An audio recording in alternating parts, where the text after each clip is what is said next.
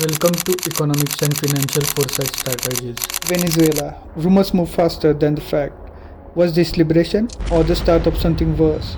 Maduro, once a bus driver turned president, has survived sanction, protest, and isolation. But power, when narrowed to one figure, become fragile. By sunrise, the story would be already contested, and regardless of the outcome, one reality would remain unchanged. Venezuela's future could not be captured by force, only reshaped by what came after. Venezuela sits on largest proven oil reserve on the earth, larger than Saudi Arabia, larger than Iran, Iraq, Canada, Russia, even multi times than USA.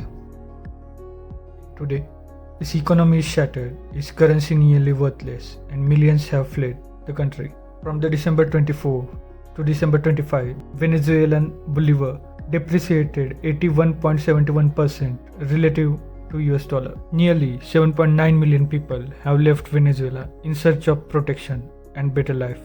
This is not the story of socialism or mismanagement.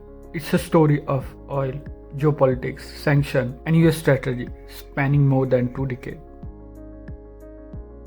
Why Venezuela matter? First is oil. The country holds over 3 billion barrels of proven reserve, enough to supply the world for decades.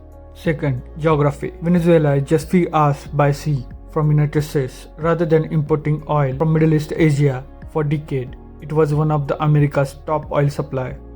And the third, ideology. In a region historically influenced by Washington, Venezuela chose a different path, one openly hostile to US dominance. This reveals the core truth of US strategy. Principle matter, but interest decide.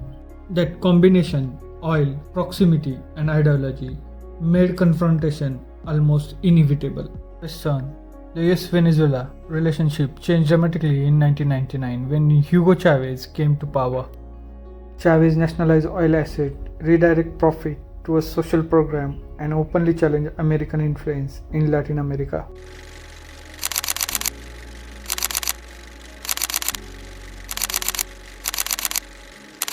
He forged alliance with Cuba, Russia, China, and Iran, countries Washington viewed as strategic rivals.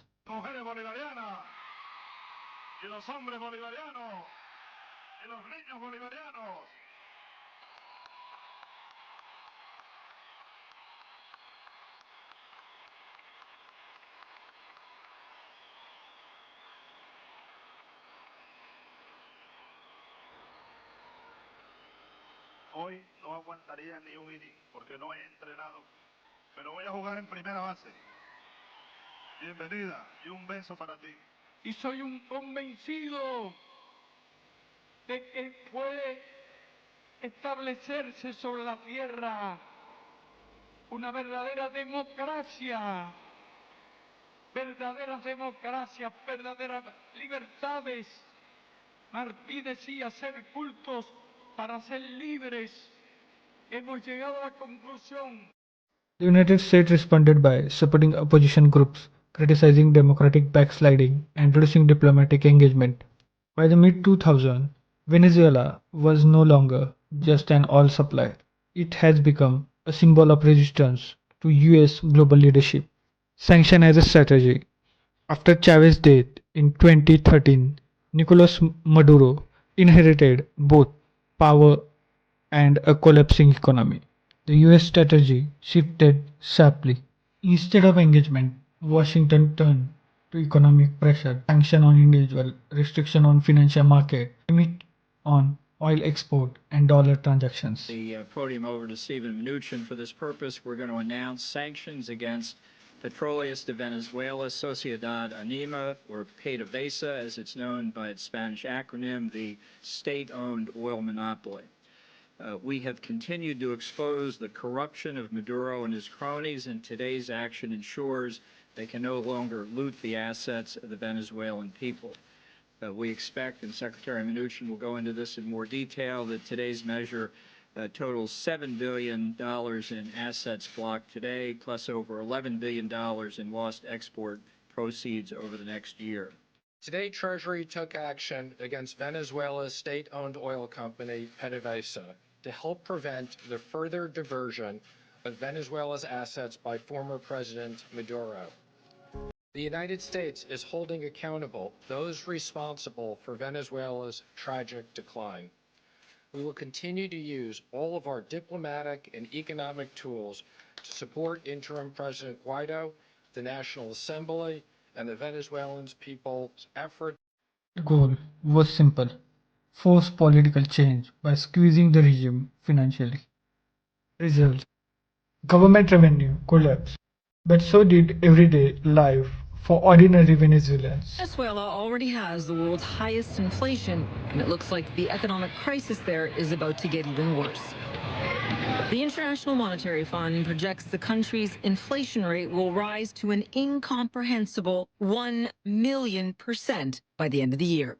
Venezuela's GDP is also projected to fall by 18%, making it Venezuela's third straight year of a double-digit decline. Many ordinary Venezuelans are barely getting by. The cost of food and medicine has risen so dramatically, many are forced to choose between them. The economic collapse has hit retirees like Freddy Martinez especially hard. For us now, the little we have is half to buy food and half to buy medicine. That's my situation right now. Buying from street vendors who are the ones who sell the cheapest, because if you go to a supermarket, you have to pay taxes. And Critics food is argue sanction deepened the humanitarian crisis. Supporters claim the crisis already existed and sanction exposed corruption and mismanagement. Either way, sanction became the core tool of US policy. Change or containment. In 2019, the US recognized opposition leader Juan Guaido as Venezuela's legitimate president.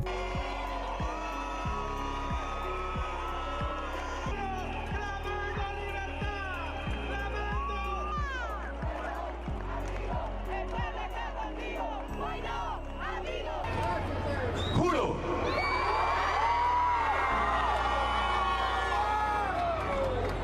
asumir formalmente las competencias del Ejecutivo Nacional como el presidente encargado de Venezuela.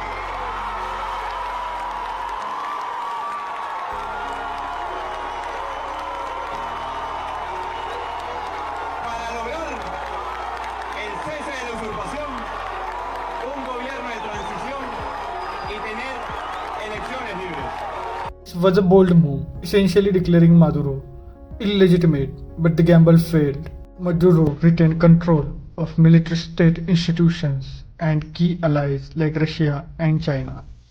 Que Donald Trump insistió en varias oportunidades y en una reunión privada con el presidente saliente de Colombia, Juan Manuel Santos, y con otros presidentes aliados de la derecha imperialista,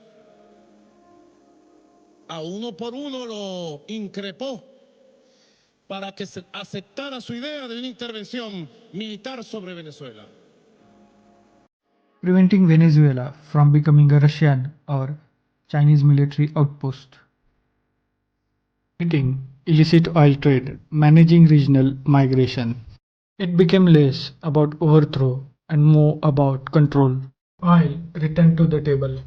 With war and supply disruption, heat oil markets, Venezuela's vast reserve suddenly mattered again. The long game. The US strategy towards Venezuela has never been about one president, one party, or one policy. It's about oil security, regional stability, and limiting rival influence in America's backyard. Washington began easing some restrictions, allowing limited oil export under strict conditions, not because ideology changed, but because energy security did. Whether Venezuela reform collapses further or re-enter global market will shape US policy for decades. Because as long as oil flow through geopolitics, Venezuela will never stop mattering.